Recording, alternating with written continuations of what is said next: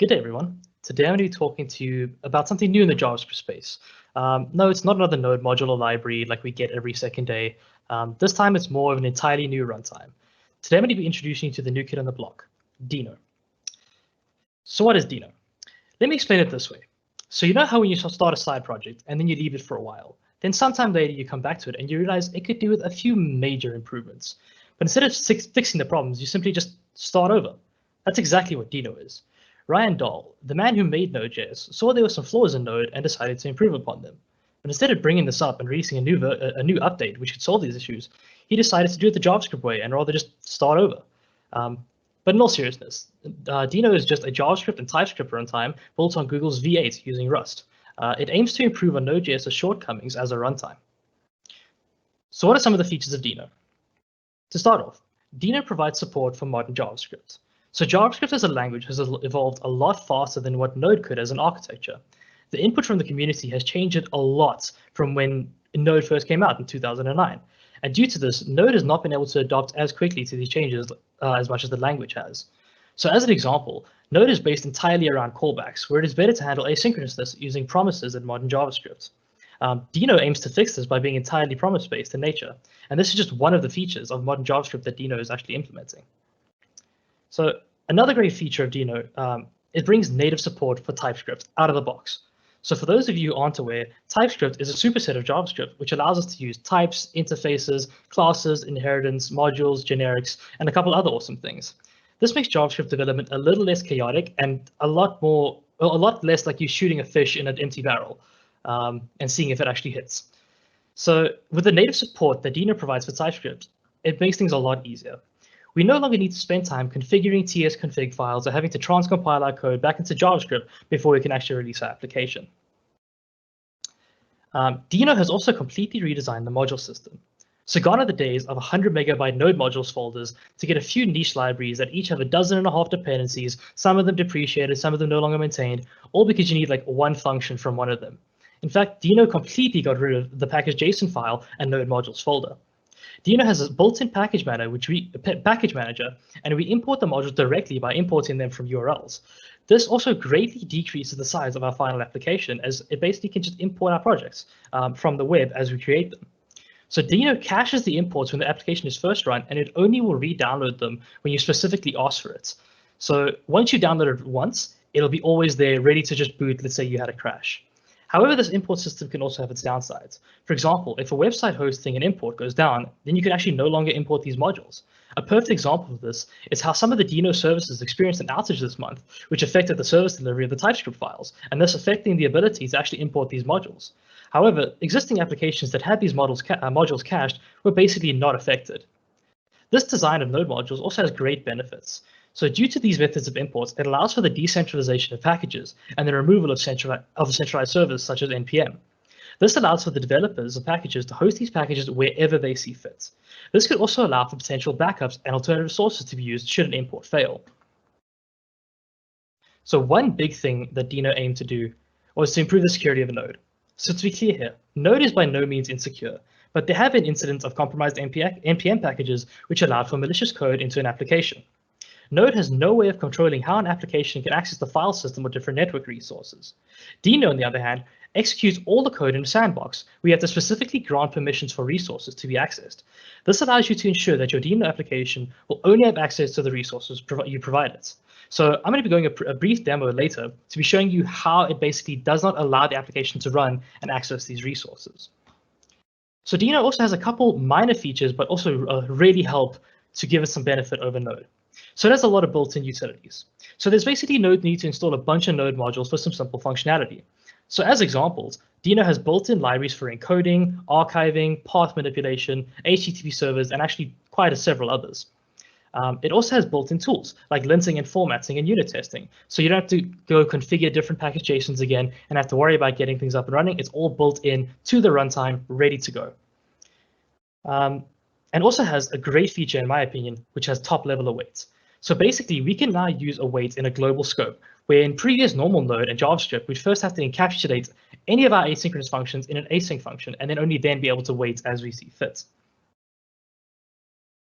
So Although these new features all bring their own benefits, there are also currently some downsides to trying to adopt Deno. So it's not as mature as Node, straight out the gates.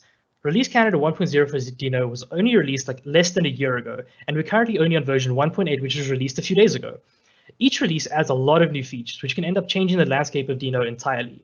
For example, the other day, Deno basically allowed for support for you to host your packages on private servers. So this would change completely where you'd be hosting these the modules which you would be wanting to be importing. So I'd say it'd be best to let it mature and stabilize before major adoption across the board.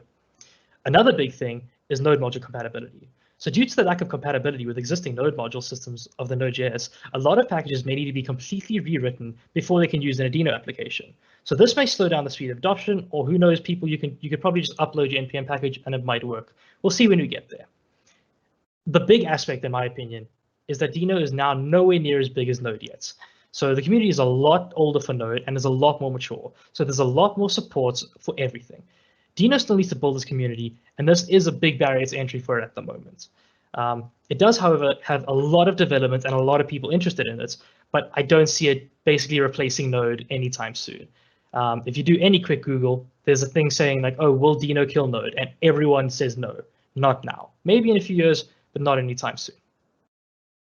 So to conclude the slides, and then I'll be going through a small demo, is Deno is basically a great runtime which helps for JavaScript and Typescript. It has solved a lot of the issues of Node, but I would not say it's ready for large-scale enterprise projects yet.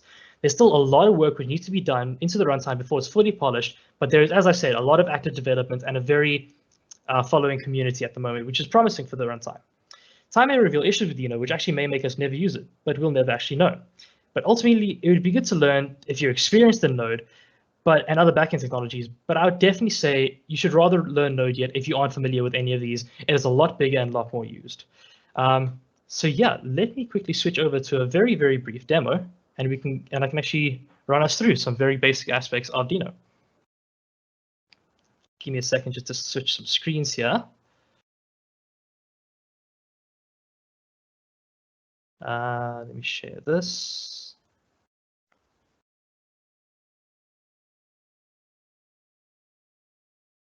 Can you see a screen? Yes or no? I'm guessing no.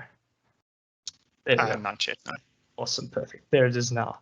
So basically, Deno has become a little bit of a nightmare at the moment, especially considering for imports. So here's one of the imports I was talking about, how you just import directly from the URL and it's ready to be used in your application, ready to go. So I'm going to start off with the basic that we all do in all languages that we learn. We're going to be doing a hello world. Oh, let's not look at my bad programming here. So all we simply do in our environment, once we've installed Deno, we can just say Deno run and the file we want to run. Oh, and there's some conflicts because it's not imported. See, this is the beauty of some of the built-in linting that we have. Okay, no, not recognized as a commandlet. Have I installed it? Should be installed.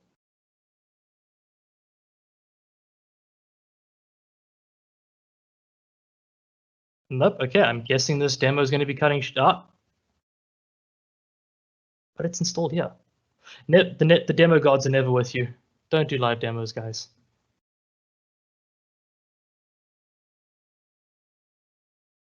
Apologies. Gotta love the technical difficulties. All right, so maybe now I can start this. But the demo, nope, still no. This demo is not. It doesn't want to comply today. But yeah, basically, for example, I can't actually run these right now. But let's say, for example, we were to try use something along these lines. So we're trying to get the directory that our Deno application is running from. If we were to try use Deno run, it would immediately fail. So you'd actually have to specify different permissions. For example, if you look at the console now, you'd have to specify Deno run allow read, and only then would it be able to read the different aspects of your or only then we'll be able to read files from your computer. You'd also need to specify this for any network ins, network outs, any reading and writing, and several other permissions you'd have to grant beforehand. Also, something I can't really show you is that Deno actually has built-in testing, which I'd like to have demoed. So we can just import our asserts, which is just a very simple equals assertion library from the Deno library, and we can just say Deno.test. You can give your delay node.